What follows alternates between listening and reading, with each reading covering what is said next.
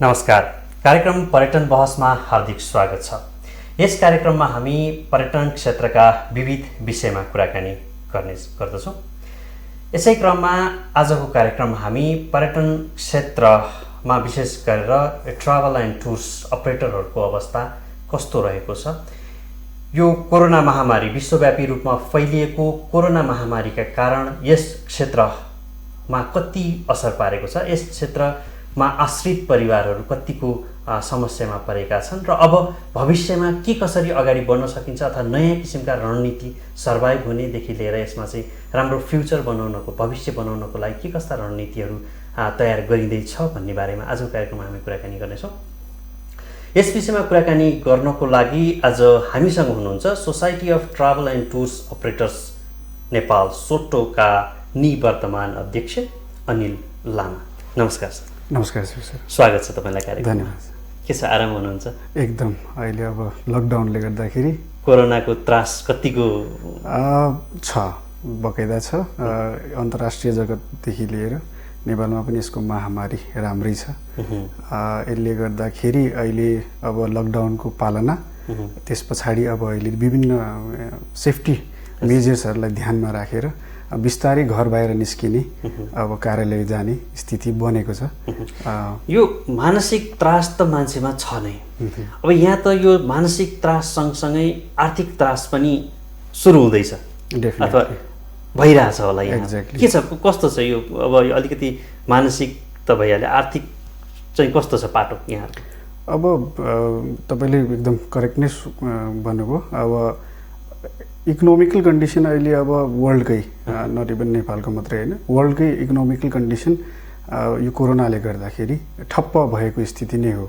यसबाट जुन day by day जो तपाईँको चाहिँ दैनिक मजदुरी गरेर चलाउने व्यक्तिहरूलाई त डेफिनेटली यसले धेरै ठुलो असर परेको छ। इभन तपाईँको ठुलो इन्डस्ट्री जस्तो हामी अब पर्यटनसँग सम्बन्धित यसको धेरै भिक्टिम भन्यो भने आजको डेटमा सबभन्दा ठुलो भिक्टिमाइज चाहिँ aviation sector, tourism sector, world tourism freight and रिटेललाई नै पर्न गएको छ। त्यसका बावजुद अब हामीले कोरोनासँग लड्दै पर्दै अब यसै अगाडि बढ्नुपर्छ जस्तो मलाई लाग्छ। अब मान्छेहरू एक ठाउँबाट अर्को ठाउँमा आवाज जावत गर्ने जुन त्यो नभइसकेपछि अथवा चाहिँ आवाज जावतमै ठप्प भइसकेपछि त यहाँहरूको त मेन काम नै त्यही भयो। एक्ज्याक्टली। त्यो नै ठप्प भइसकेपछि त यहाँहरूको कुनै पनि एक्टिभिटिज नै हुने भएन। एक्ज्याक्टली। यो अवस्थामा चाहिँ के छ, यहाँहरू कसरी सर्भाइभ भइरहनु भएको छ? जस्तो यहाँहरूको भनौँ न डेली अपरेसनका पनि कुरा होलान्, त्यसपछि अब आफूसँग आश्रित परिवारहरू पनि होलान्, जस्तो मजदुरहरू होलान्, उनीहरूको म्यानेजमेन्ट चाहिँ कसरी गरिरहनु भएको छ यहाँहरूले? अब जसरी लकडाउन घोषणा भयो, जसरी सुरुवाती दिनमा चाहिँ अलि कष्टकर नै रह्यो वास्तवमा भन्नुपर्दाखेरि। अन्योलता नम्बर 1 कुरा। अब कहिले खुल्छ भन्ने अन्योलताको साथ हामीले लकडाउनको प्रारम्भमा जुन फेस गऱ्यौँ, वास्तवमा आज यत्रो दिन कर्दाखेरि 3 महिनाको आसपासमा पुग्दाखेरि हामीले अब बिस्तारै यसबाट अगाडि बढ्दै जानुपर्छ भन्ने पनि फिल गऱ्यौँ। भने अब जसरी अब हाम्रो अब इकोनोमिकल कन्डिसन, जब तपाईँले भन्नुभयो हामी ट्रान्जेक्सन 0 छ, अहिलेको स्टेजमा हामी के गर्दैछौँ? अब अहिलेको स्टेजमा आफूलाई रिभ्यालुएसन गर्ने, आफ्नो स्टाफहरूको कसरी मनोविज्ञान, उनीहरूलाई कसरी स्टेबिलिटीतिर लाने, उनीहरूलाई त्यो चिजबाट भड्किन नदिने र उनीहरूको अब अहिले डे टु डे लाइफमा पर्न जाने जुन चाहिँ इकोनोमिकल क्राइसिसको कुराहरूलाई कसरी फेस गर्ने। वास्तवमा हामी त्यही रिलेटिभ्स पोर्सनमा नै अहिले हामी आफ्नो इन्डिभिजुअल कम्पनी प्लस हाम्रो अब सङ्घ संस्थाले पनि यो बारेमा हामी अन्तर्क्रिया चाहिँ मजाले हामीले गरिरहेछौँ। अब एक्ज्याक्टली ठ्याक्कै तपाईँको अब लकडाउनको पहिलाको स्थितिको जस्तो स्थिति त नहोला, तर पनि हामीले सकभर हाम्रो तर्फबाट कुनै पनि कसैलाई पनि हामीसँग आबद्ध जति पनि हाम्रो काम गर्ने चाहिँ स्टाफहरू हुनुहुन्छ उहाँहरूलाई कहिले पनि इकोनोमिकल क्राइसिस नआओस् भनेर हामीले त्यस प्रकारको कन्सर्न हामीले इन्डिभिजुअल कम्पनी त्यसमाथि हामी अब संस्थागत रूपमा पनि संस्थाले आफ्नो सदस्य मार्फत सदस्यको चाहिँ स्टाफहरूको पनि के कस्तो स्थिति छ भन्ने हामीले यो बीचको पिरियडमा हामीले लगभग राम्रो विवरण पनि लिन पायौँ। भनेपछि आफैलाई पुनर्मूल्याङ्कन गर्ने, आफ्ना काम कारबाहीहरू पुनर्मूल्याङ्कन गर्ने, रिइभ्यालुएट गर्ने चाहिँ एउटा अवसरको रूपमा यो एउटा अपर्च्युनिटीको रूपमा हामीले लिनुपर्छ जस्तो लाग्छ। हरेक क्राइसिसमा एउटा अपर्च्युनिटी पनि हुन्छ। सायद यो भ्याकुम नआइदिएको भएदेखि हामीलाई रिइभ्यालुएट गर्ने मौका पनि पाउँदैन थियौँ। यसले फेरि हामी कुन स्थितिमा थियौँ, अब हामीले योभन्दा अरू आफूले आफूलाई एक्सपोज गर्नको लागि कुन स्थितिमा लानुपर्छ भन्ने एउटा ब्याकप्याक एउटा गुण्ठा जस्तो भनौँ न तयार पार्नको लागि चाहिँ हामीले यसले यो समय प्रशस्त भएको जस्तो मलाई फिल लागेको छ। स्टाफहरूलाई ट्रेन गर्ने अथवा आफै पनि ट्रेन हुने अथवा वर्ल्ड यो जुन टुरिज्म सेक्टरमा चाहिँ आफूलाई अलिकति डाइल्युट गर्नको लागि त्यतातिर आफूलाई अलिकति अपग्रेड गर्ने एउटा अपर्च्युनिटी पनि हुनसक्छ। यसलाई चाहिँ कसरी लिइरहनु भएको छ, यहाँहरूले के गरिरहनु भएको छ यसको लागि चाहिँ? अब ठ्याक्कै हामीले अहिले चाहिँ के गर्यौँ भन्दाखेरि पनि हामी के गर्ने फेजमा छौँ भन्दा बेस्ट होला जस्तो लाग्छ। किन सुरुवाती दिनमा हामी आफै कसरी सर्भाइभ हुने भन्नेतिर मात्र लाग्यौँ। अहिले चाहिँ अब हाम्रो जिडिएस जुन चाहिँ एयरलाइन टिकेटिङ बेस्ड सिस्टम छ, जहाँबाट हामीले टिकटहरू इस्यु गर्छौँ, बुकिङ गर्छौँ। अहिले हामीले त्यो विभिन्न 3वटा जिडिएसहरूसँग सहकार्य गरेर हामीले फेरि ट्रेनिङ रिओपन गर्ने। अब हुन त हालाकि अब यो कोभिड-19 को सेफ्टी मेजर्सहरू अपनाएर त्यसलाई चाहिँ अब अनलाइन थ्रु हुन्छ कि अब फिजिकल्ली कुनै एउटा ट्रेनिङ सेन्टरमा हामी चाहिँ उपस्थित भएर गर्न सक्छौँ कि हामी अहिले त्यो ट्रेनिङ फेजमा त्यो चाहिँ only for the staffs those who are want, अब उनीहरूलाई अपग्रेड गर्नको लागि कोही बेसिक ट्रेनिङ लिएको छ उसलाई एडभान्स कोर्सको हामी ट्रेनिङ दिलाउने कोसिस गरिरहेका छौँ भने जो एडभान्स गरिसकेको छ उहाँहरूलाई अलिक डिफ्रेन्ट फिल्डका, किनभने अब यो सँगसँगै क्राइसिस सँगसँगै अपर्च्युनिटीको कुरा मैले अघि पनि गरेँ। यो बिचमा धेरै हाम्रो इन्टरप्रेन्योर साथीहरूले पनि मेरो विचारमा अनलाइन कोर्सेसहरू धेरैले लिनुभयो। धेरैको जनाको मैले त्यो फेसबुकमा पनि तपाईँको त्यो जुन चाहिँ सर्टिफिकेट अर्न गरेको सर्टिफिकेट पोस्ट गरेको पनि देखेँ। भन्दाखेरि यसले राम्रै एउटा अपर्च्युनिटी चाहिँ दिएको जस्तो मलाई लाग्छ। सर्भाइभ चाहिँ फेरि अलिकति यो सर्भाइभकै कुरा गरौँ। अब अघि भने जस्तै लामो समयसम्म बन्द रहेको अवस्था र यहाँहरूको ट्रान्ज्याक्सन ठप्प रहेको अवस्थामा चाहिँ अब यो जस्तो घर भाडाको पनि कुराहरू आइराखेका थिए होइन, त्यस्तै गरी यहाँहरूको अब स्टाफिङको पनि कुराहरू भइराखेका थिए। अनि कतिपय अवस्थामा यो ब्याङ्क ऋणका कुराहरू, लोनका कुराहरू पनि आइराखेका थिए। के छ यहाँहरूको चाहिँ अवस्था? बेसिकली जस्तो तपाईँको अब लोनको प्रकृतिको कुरा गर्नुपर्दाखेरि हाम्रो इन्डस्ट्रीमा एक्ज्याक्टली टुर्स र ट्राभलहरूको इन्डस्ट्रीमा चाहिँ त्यति धेरै ठुलो बिग अमाउन्ट अफ मनीको चाहिँ हामी लोनको भागीदारी छैनौँ जस्तो मलाई लाग्छ। जस्तो हामीले हाम्रो सदस्य साथीहरूसँगको अन्तर्क्रिया गर्दाखेरि उहाँहरूको कुरा सुन्दाखेरि पनि छ, पोर्सनमा छ, जुन फ्लेक्जिबल रूपमा छ। अनुपातमा हेर्ने हो भने, पर्सेन्टेज रेसियोमा हेर्ने हो भने जस्तो होटेलियरहरूको इन्भेस्टमेन्ट छ यो सेक्टरमा त्यतिको ह्युज इन्भेस्टमेन्ट हाम्रो उसमा चाहिँ कम नै छ। जहाँसम्म कुरा तपाईँको सर्भाइभिङको कुरा आयो, यो पिरियड अब सर्भाइभ गर्नु नै ठुलो कुरा हो। आफ्टर सर्भाइभ नै फेरि अर्को एउटा ग्रेट अपर्च्युनिटी निस्केर होला। तर पनि अब यो बिचमा जस्तो घर भाडाको कुराहरू आए, ब्याङ्कको लोनको कुराहरू आए। अब ठ्याक्कै लकडाउनको पिरियडसम्म चाहिँ यसले धेरै ठुलो इस्यु चाहिँ पाएन। अब 1 गतेदेखि जुन चाहिँ अब यो अलिक खुकुलो हुँदै गयो लकडाउन, यसले चाहिँ अब फेरि अब साथीभाइहरूको कति मोबाइलमा घन्टी बज्न थालेको छ। अब घरपेटीहरूबाट पनि डेफिनेटली त्यो प्रकारको चेज गरिरहेको होला रेन्टको लागि नै। तर पनि एउटा राम्रो फ्याक्टर के पनि छ भन्दाखेरि जो टुरिज्मसँग आश्रित कम्पनीहरू जसको घरमा भाडामा बस्नुहुन्थ्यो उहाँहरूको घरपेटीको पनि तपाईँको चाहिँ सदायता चाहिँ देख्न थालिएको छ। अब मैले विभिन्न साथीभाइहरूको कुराहरू सुन्छु, स्पेसली अब अहिले ठमेल एरिया जहाँ पर्यटनहरूसँग सम्बन्धित धेरै सङ्घ संस्थाहरू त्यही नै हुने भएकोले त्यहाँ पनि एक प्रकारको अब घरपेटीहरूसँगको नेगोसिएसन, उनीहरूले पनि टुरिज्म व्यवसायमा के अरे तपाईँको बढ्नुभएका उहाँहरूसँग राख्नुभएको सदा सहायताले गर्दाखेरि निश्चय नै यो पिरियड क्रुसियल मोमेन्ट हो र यसलाई हामी पार गर्छौँ जस्तो मलाई लाग्छ। मैले यहाँनिर यो कुरा उठाउन खोजेको कारण चाहिँ के हो भनेदेखि अब लामो समयदेखि यहाँहरूले आफ्नै तर्फ व्यक्तिगत तर्फबाट अथवा सरकारले एउटा चाहिँ निर्णय लिएका कुराहरूमा यहाँहरूको सहयोग गरिरहनु भएको छ। इन्टरनेसनल प्लेटफर्ममा चाहिँ नेपालको टुरिज्मलाई चाहिँ यहाँले बढावा दिइरहनु भएको छ भनेदेखि कतै आर्थिक कारणले नै यत्रो योगदान हुँदाहुँदै पनि यहाँहरू पलायन हुनुपर्ने अवस्था आउने त होइन भन्ने खालको एउटा चाहिँ कन्सर्न भएर मात्रै त्यस्तो त नआउला। डिपेन्ड्स। अब म यसलाई ठ्याक्कै नआउला पनि म भन्दिनँ, तर नआउनु नै यो इन्डस्ट्रीको लागि धेरै ठुलो बेटरनेस हो सर। आउन सक्छ। म चाहिँ यही प्लेटफर्मबाट पनि त्यस्ता साथीहरूलाई के पनि भन्न चाहन्छु भने यदि तपाईँहरूको मनमा त्यस्तो केही कुरा उब्जिएको छ कि म अब यो इन्डस्ट्रीबाट छोडेर म अरू नै इन्डस्ट्री अथवा म यो देश छोडेर म अरू नै कन्ट्रीमा म सेटल हुन चाहन्छु भने प्लिज यो यस्तो अपर्च्युनिटी, यो सिचुएसन एक त नम्बर यो हामी कहाँ मात्र आएको सिचुएसन हो, वर्ल्ड वाइड नै आउँछ। जहाँ गए पनि आखिर यही सिचुएसन हो। यत्रो दिन त टिकियो भन्दाखेरि अबको केही फेजसम्म टिकेर अगाडि बढ्दाखेरि हामी बरु तपाईँहरूसँग हातेमालो गर्न तयार छौँ। हामी कसरी सपोर्ट गर्ने तपाईँहरूलाई, त्यो समस्याबाट कसरी निक्लिने हामी बरु सल्लाह सुझाव हामीले गर्न सक्ने सहयोग हामी दिन चाहन्छौँ। तर अब यसरी पलायन नै हुनु चाहिँ आई डोन्ट थिङ्क यो चाहिँ राइट आइडिया हो जस्तो मलाई लाग्दैन। यहाँ जस्तो society of travel and tours operators नेपालको चाहिँ निवर्तमान अध्यक्ष पनि हुनुहुन्छ।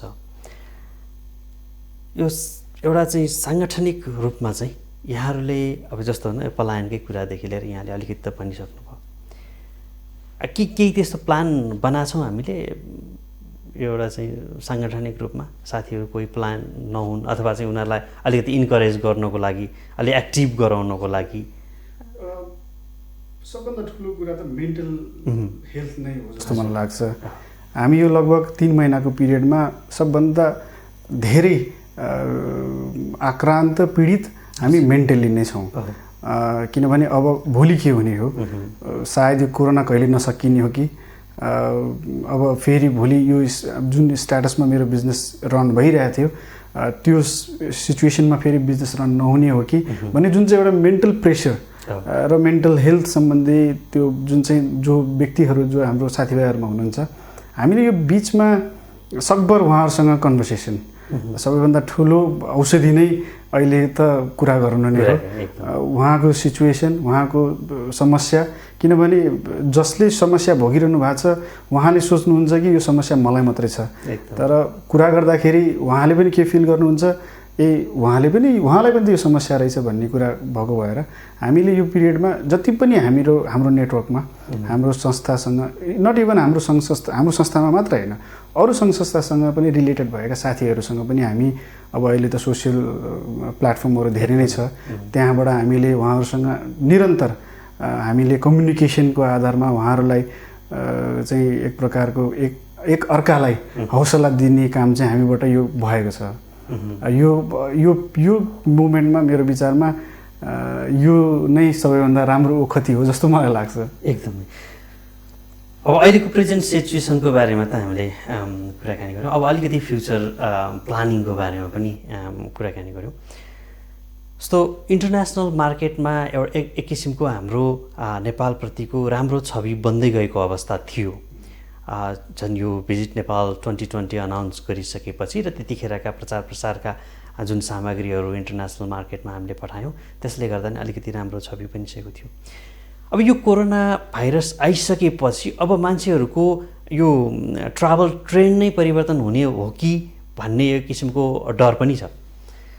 के लाग्छ यहाँलाई, अब हामी पुरानै अवस्थामा तुरुन्तै फर्किन सक्छौँ कि अथवा अलि यसले चाहिँ लामो समय लिएला कि कसरी एनालाइसिस गर्नुभएको छ त्यो कुराहरूलाई? यो चाहिँ मेरो विचार यो एकदम वान अफ द महत्त्वपूर्ण एउटा यो क्वेसन्स तपाईँलाई जुन उठाउनु भयो। डेफिनेटली जुन पोजिसनमा हामी हिजो थियौँ र जुन उत्साहका साथ भिजिट नेपाल 2020 हामी जुन चाहिँ सेलिब्रेसनको अलमोस्ट हामी इनिसियल फेजमा थियौँ, निश्चय नै अबको समय हामीलाई त्यति सजिलो समय चाहिँ होइन र इन्टरनेसनल प्र्याक्टिसमा पनि अब ट्राभलरहरू अब अवेर चाहिँ हुन्छ नै डेफिनेटली सेफ्टी मेजर्सदेखि लिएर त्यो कन्ट्रीमा अहिले इनिसियली कोभिड-19ले पारेको प्रभाव सबभन्दा ठुलो त डेथ रेसियो रेट हेरेर सेफ्टी मेजर्स हेरेर नै अब ट्राभल गर्छ जस्तो मलाई लाग्छ। अब यो इन्टरनेसनली डेभलप भएको सिचुएसनमा हामीले आफ्नो वर्चस्व कायम गर्नको लागि सबभन्दा ठुलो अहिलेसम्म नेपालमा आउने जति पनि पर्यटक छन् र जो आउन चाहनुहुन्छ उहाँहरूलाई हामीले विश्वास दिलाउन सक्नु पर्यो।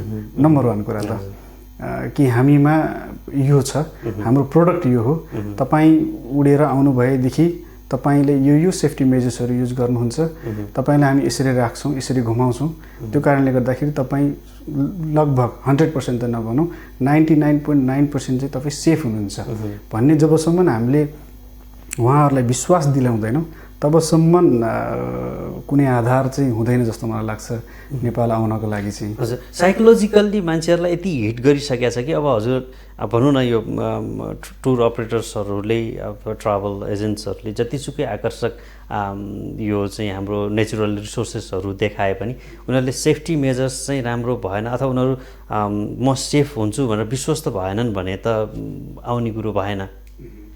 त्यसमा पनि के छ यहाँहरूको होमवर्क?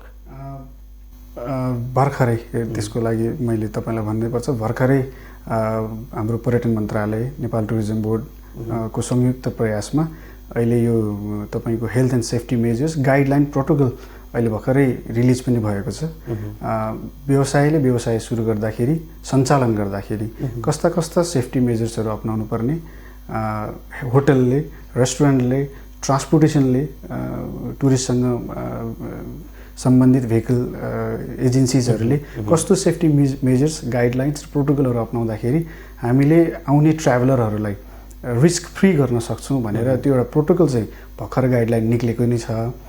त्यसका बावजुद पनि मैले हिजो रिसेन्टली एउटा वेबिनारमा मैले भनेकै थिएँ, सबभन्दा ठुलो भनेको नेपाल आउनको लागि नेपाल आइसक्दा अथवा नेपाल आउनु पूर्व ट्राभलरले कस्तो कस्तो चाहिँ गाइडलाइनहरू अपनाउनु पर्दछ भन्ने एउटा चाहिँ गाइडलाइन पनि निकाल्नु पायो भनेदेखि हामीले हाम्रो एजेन्सी, किनभने हामीसँग जो डाइरेक्ट कस्टमर हुनुहुन्छ उहाँहरूलाई र अथवा हामीलाई जसले त्यहाँबाट कलेक्ट गरेर पठाउनुहुन्छ त्यस्ता एजेन्सी मार्फत हामीले यो इन्फर्मेसन चाहिँ दिन सक्थ्यौँ, जसको कारणले गर्दाखेरि नेपाल सेफ्टी मेजर्स र गाइडलाइनहरूमा चाहिँ अलिकति विश्वसनीय छ।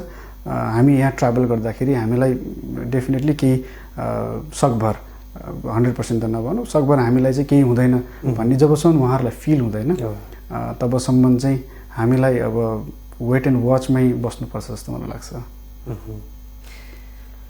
यो पर्यटन अब सुरु गर्दाखेरि अब भन्न यो लकडाउन पछि चाहिँ अब यहाँहरू फेरि सुरु गर्दै हुनुहुन्छ, अब केही समयमै सुरु गर्नु होला सायद, के छ फर्स्ट टार्गेट चाहिँ आन्तरिक हो कि अथवा चाहिँ बाह्य डाइरेक्ट इन्टरनेसनल मार्केटमा जानुहुन्छ कि अथवा आन्तरिक पर्यटनलाई पनि अलिकति बढावा दिएर एउटा चाहिँ टुरिज्म ट्रेन्ड चाहिँ एउटा बसालेर अनि त्यसपछि बल्ल इन्टरनेसनल मार्केटमा जानुहुन्छ कि कस्तो छ यहाँहरूको त्यो अहिले सोच चाहिँ? सिचुएसन ठ्याक्कै अब कहाँबाट स्टार्ट गर्ने हो भन्ने चाहिँ ठ्याक्कै सिचुएसन चाहिँ बनिसकेको छैन। तर पनि अब मेरो आफ्नो पर्सनल राय मेरो भन्नुहुन्छ भने डोमेस्टिक टुरिज्मले हामीलाई हिजो धेरै क्राइसिसहरूबाट बचाएको थियो भने सायद अबको फर्स्ट प्रायोरिटी पनि हाम्रो डोमेस्टिक टुरिज्ममै हुन्छ। साथसाथै जुन हामीले 2020 को व्हिम सुरु गऱ्यौँ, अब हामी त्यहाँबाट पनि ब्याकआउट हुन सक्ने सिचुएसन हामीमा छैन, हामीले त्यसलाई पनि कन्टिन्युटी दिनु नै पर्छ जस्तो मलाई लाग्छ। अब मैले तपाईँलाई इन्टरनेसनल टुरिस्टको कुरा गर्दाखेरि सायद यो वर्ष हामीले युरोप र अमेरिकाबाट त्यति धेरै ठुलो अपेक्षा राख्न नसक्ला, किनभने 18 घन्टा 22 घन्टा 28 घन्टाको फ्लाइटमा नेपालमा पुग्दाखेरि फ्लाइट प्रोसिड्युर त्यहाँ हुने तपाईँको चाहिँ सेफ्टी मेजर्सहरू विभिन्न पार गरेर नेपाल आउँदाखेरिको सिचुएसन भनेको अलि डिफ्रेन्ट होला।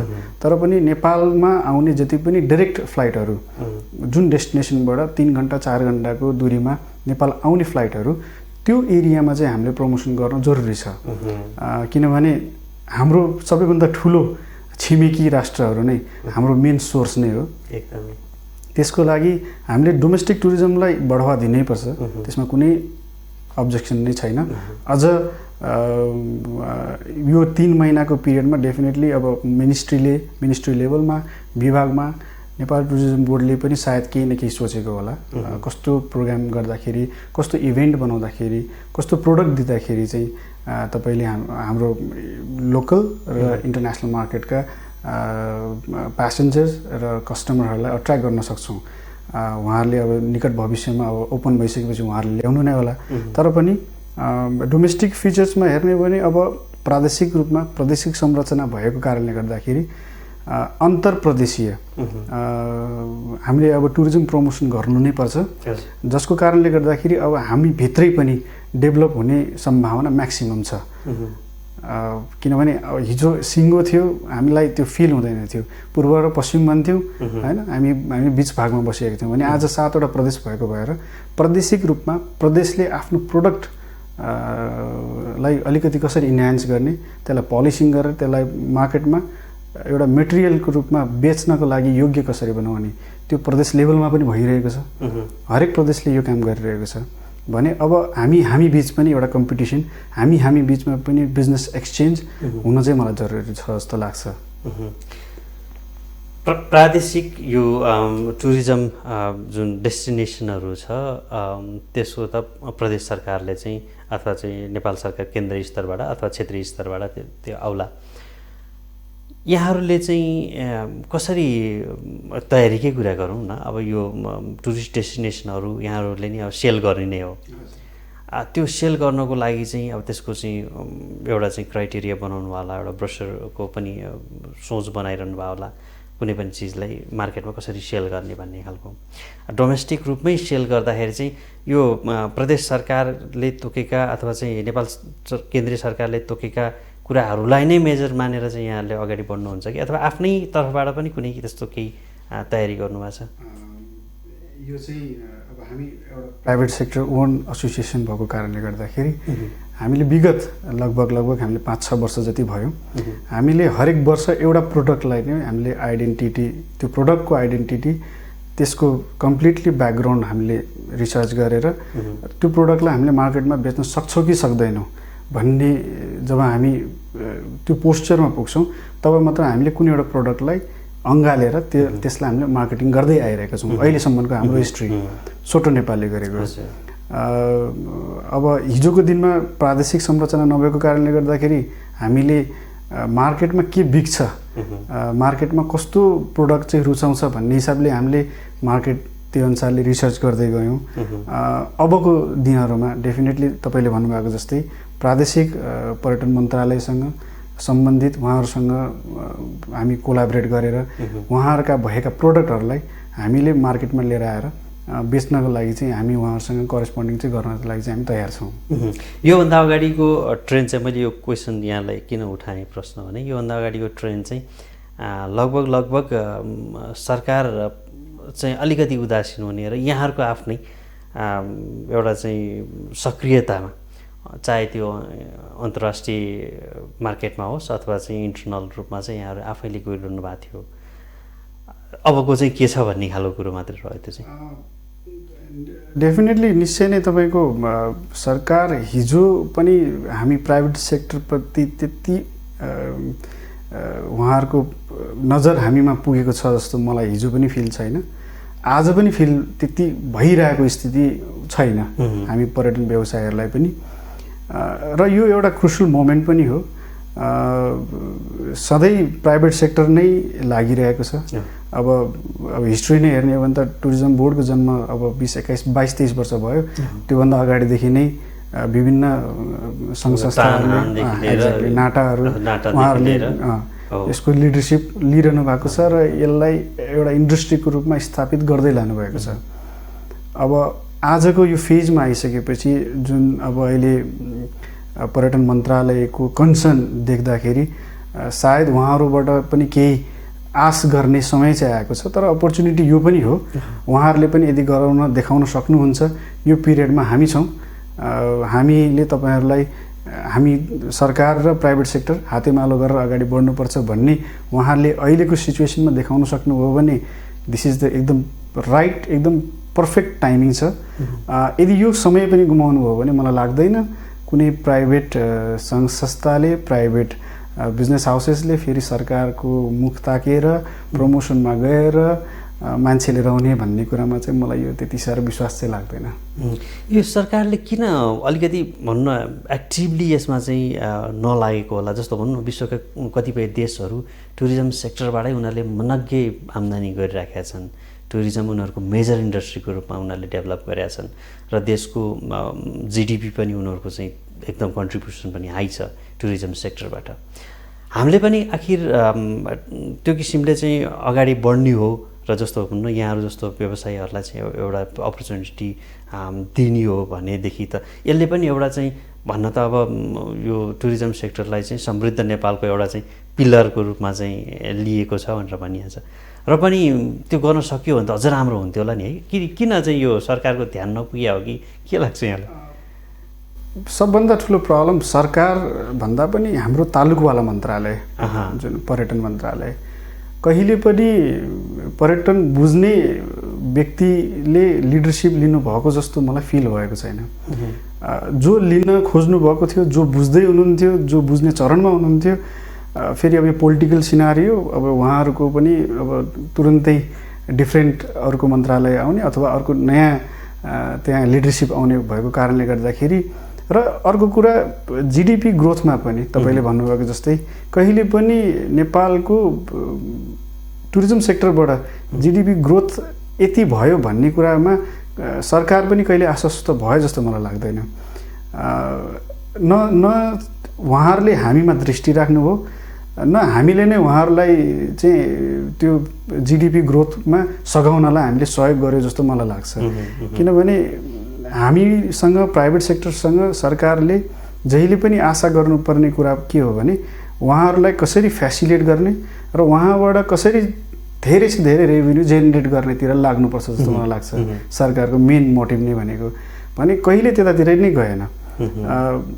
जहिले पनि एक अर्कालाई बुझ्दा बुझ्दै बुझ्ने सिचुएसनमा पुग्दा पुग्दै ठ्याक्कै अब त्यो सिनारियो नै चेन्ज हुने भएको कारणले पनि होला सायद। र अर्को कुरा त मेन मैले अघि सुरुमै पनि भनिहालेँ पर्यटन ठ्याक्कै बुझ्ने टुरिज्म सेक्टर किनभने यो जसरी मान्छेले लाइटली टुरिज्म वर्ड बोलेर सिद्ध्याउँछ धेरै भास्ट छ।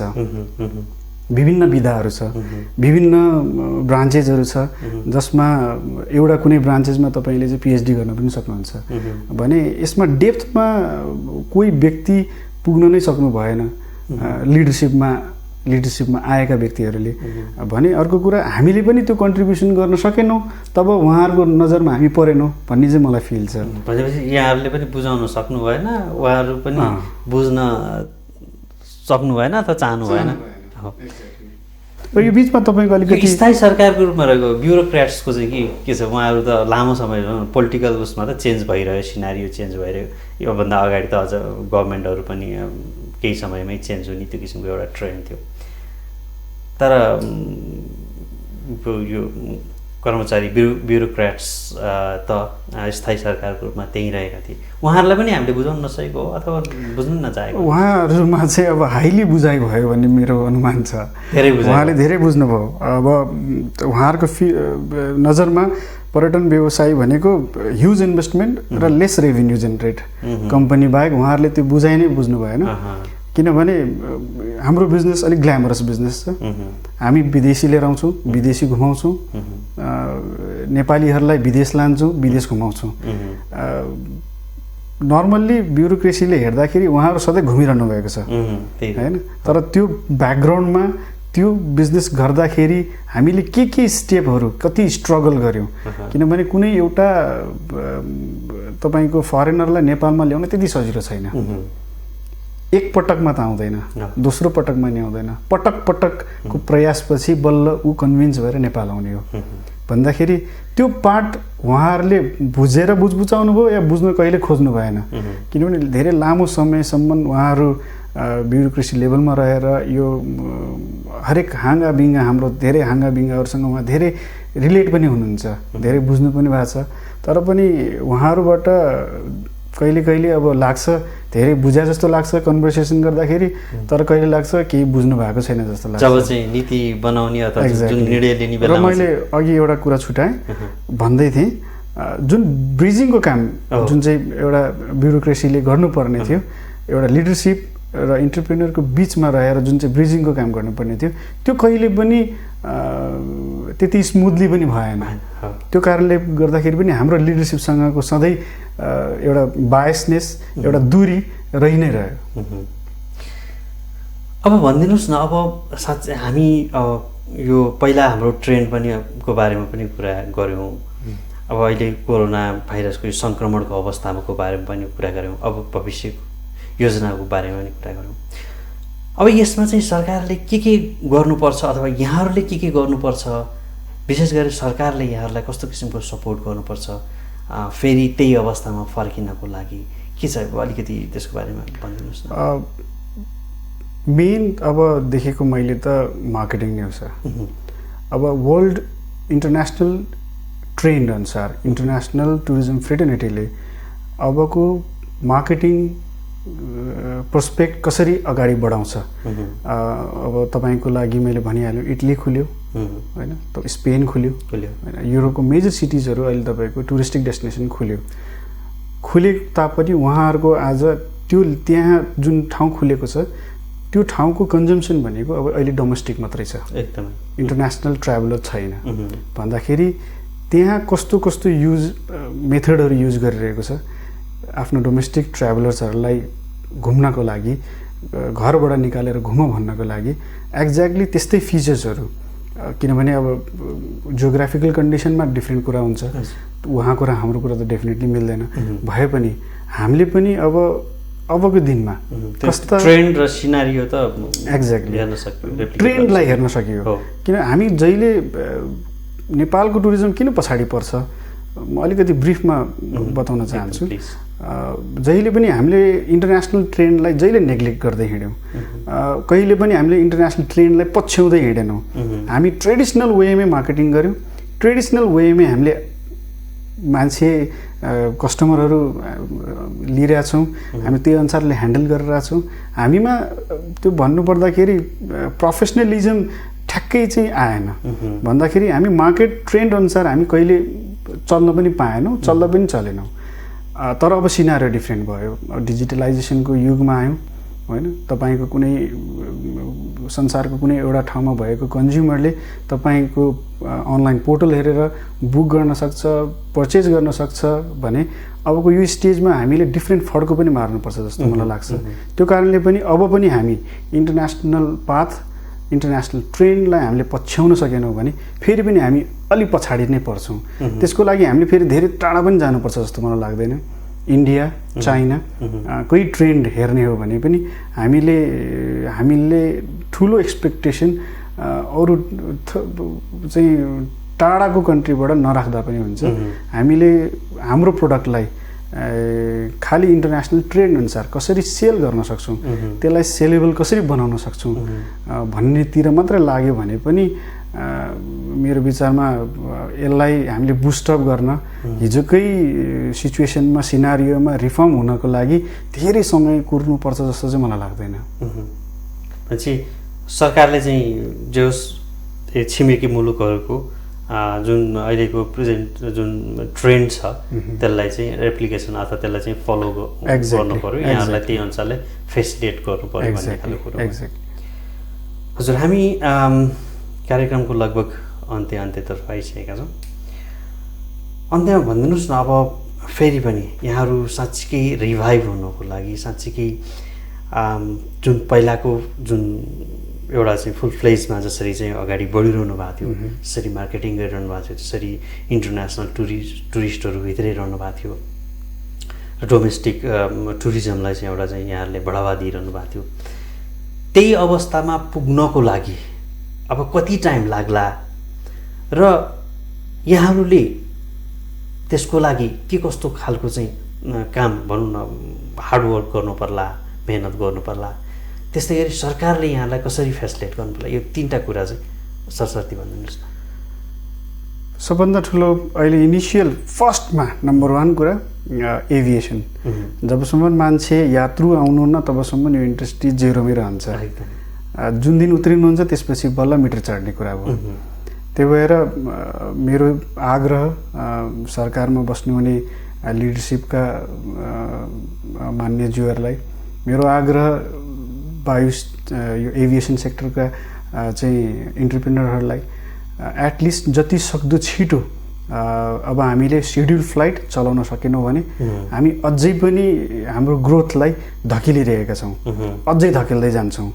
किनभने इन्टरनेसनल्ली अहिले तपाईँको कुनै डेट जस्तो जुलाई 5 देखि अनवार्ड्स हेर्नुहुन्छ भने इन्टरनेसनलमा तपाईँको धेरै एयरलाइन्स एभिएसन कम्पनीहरूले आफ्नो सेड्युल फ्लाइट राखिसक्यो भने अब नेपालले पनि छिट्टै नै सबै सेफ्टी मेजर्सहरू अपनाएर यदि सेड्युल फ्लाइट नखोलिदिएको खण्डमा हामीले यो सबै कुराहरू गर्नुको औचित्य नै हुँदैन। त्यही भएर जतिसक्दो छिटो नम्बर 1 त एभिएसन सेक्टर रिओपन हुनु पर्यो, छिटै हुनु पर्यो। हरेक सेफ्टी मेजर्सहरू अपनाएर हामी चाहन्छौँ कि हामीले हाम्रो कस्टमरलाई कन्भिन्स गरेर लिएर आउन सक्छौँ कि सक्दैनौँ। त्यसको लागि पनि सेड्युल फ्लाइट नम्बर 1 तत्काल खोल्नु पर्यो। नम्बर 2 तपाईँको क्वेसन्स अनुसार नै अब रिफर्मको कुराहरू आए। डेफिनेटली टाइम लाग्छ सर। कुनै पनि कुरा एकैचोटि वात्तै चाहिँ आउँदैन। हामीले सशस्त्र द्वन्द्वकाल झेल्यौँ, रिसेन्ट अर्थक्वेक पनि झेल्यौँ भनेपछि यो पनि झेल्छौँ नै। यो हाम्रो लागि धेरै ठुलो कुरा हो जस्तो चाहिँ मलाई लाग्दैन। एउटा आम नेपालीले यो धेरै सङ्घर्षहरू बिताएर चाहिँ बिजनेस अगाडि बढाइरहेको छ, बढिरहेको छ। यसले समय लाग्छ नै। म ठ्याक्कै तपाईँको कुरामा म डेटै तोकेर त भन्न सक्दिनँ, तर यदि एभिएसन सेक्टर रिओपन भएको खण्डमा मेरो विचारमा लाग्छ हामीलाई 7-8 महिना म्याक्सिमम 1 वर्ष पुरानो ट्रेन्डमा त नपुगौँला, तर हामी एटलिस्ट स्टेबलाइजेसन पोजिसनमा चाहिँ हामी पुग्छौँ जस्तो मलाई लाग्छ। यो एभिएसनकै कुरा गर्दा, रिओपनको कुरा गर्दाखेरि यहाँहरूसँग त कन्सल्ट भइरहेछ, के छ साइकोलोजी, गभर्मेन्ट साइकोलोजी चाहिँ के छ? तुरुन्तै खोल्ने अथवा चाहिँ अलि टाइम लिने, के बुझ्नु भएको छ यहाँले? मेरो विचारमा उहाँहरू वेट एन्ड वाचमै हुनुहुन्छ अझै पनि। जबकि छिमेकी देशमा तपाईँको इन्डियामा डोमेस्टिक सेक्टर्स ओपन भइसक्यो। अलमोस्ट लाइक 15 जुलाईदेखि उनीहरूले इन्टरनेसनल फ्लाइटलाई सेड्युलमा राखिसक्यो। चाइनामा डोमेस्टिक फ्लाइट चलिरहेछ। हुन त जियोग्राफिकल्ली उनीहरूको कन्ट्री र हाम्रो कन्ट्रीको तुलना त गर्ने कुरा त भएन। भए पनि अब पनि हामीले अब उहाँहरूकै हेरेर, उहाँहरूकै सिको गरेर अब हामीले खोल्नुपर्छ जस्तो लाग्छ। तर पनि उहाँहरूलाई अहिले जो खोल्ने संस्थामा बस्नुभएको चाहिँ साथीहरू हुनुहुन्छ, उहाँहरूलाई चाहिँ के फिल भएको छ भने अहिले अब जसरी तपाईँको म अलिकति यसलाई स्प्लिट गर्न चाहन्छु। चार्टर फ्लाइटबाट जसरी मान्छे आइरहेको छ र चार्टर फ्लाइटको मान्छेबाट आउँदाखेरिको जति इन्फेक्सन रेसियो छ देखिरहेको छ, त्यो भन्दा बेसी सेड्युल फ्लाइट आउँछ भन्ने मनोविज्ञानले उहाँहरूको मनमा घर बनाएर बसेको छ जस्तो मलाई लाग्छ। त्यो कारणले गर्दाखेरि पनि उहाँहरूले के फिल छ भने चार्टर फ्लाइट आउँदाखेरि चाहिँ सेफली आउँछ, सेड्युल फ्लाइट आयो भने त फेरि कोरोना भाइरस कोभिड-19 चाहिँ भरभर्ती आउँछ भन्ने मनोविज्ञानले चाहिँ उहाँहरू अलिक डिले गरिरहनु भयो जस्तो मलाई फिल छ। मैले रिसेन्टली चार्टर फ्लाइट, त्यही त चार्टर फ्लाइट चाहिँ उहाँहरूले रेगुलर नै गरिरहनु भएको छ, नर्मलै गरिरहनु भएको छ। त्यो चार्टर फ्लाइटकै सेफ्टी मेजर युज गरेर रेगुलर फ्लाइट गर्दा त भइहाल्यो नि, होइन? एक्ज्याक्टली, त्यसमा कुनै शङ्का छैन। त्यसमा भनिहालेँ, तपाईँले भन्नुभएको कुरालाई सापट्टि लिँदै भने मैले, जसरी चार्टर फ्लाइटमा प्यासेन्जर आउँदै हुनुहुन्छ सेम सेफ्टी मेजर्स, अझ त्योभन्दा पनि स्ट्रिक्ट गाइडलाइन्स बनाएर आयो भने त रिओपन गर्नको लागि केही ठुलो आपत्तिको कुरा छ जस्तो मलाई लाग्दैन। अब उहाँहरूको कानमा यो कुरा पुगोस् कि एज अ हामी टुरिज्म इन्टरप्रेनरले चाहन्छौँ नै फर्स्टमा एभिएसन सेक्टर खुलोस्, त्यसपछि मात्रै हाम्रो इन्जिन अन हुन्छ। त्यसपछि अगाडि त देखाउँदै जान्छ सिचुएसनली, कसरी हामीले यसलाई ग्र्याब गर्न सक्छौँ, यो क्राइसिस मोमेन्टलाई अपर्च्युनिटी रूपमा कसरी परिवर्तन गर्न सक्छौँ भन्ने त एउटा इन्टरप्रेनरले हमेसा सोचेको हुन्छ, उसको ब्याकअप प्लान हमेसा हुन्छ।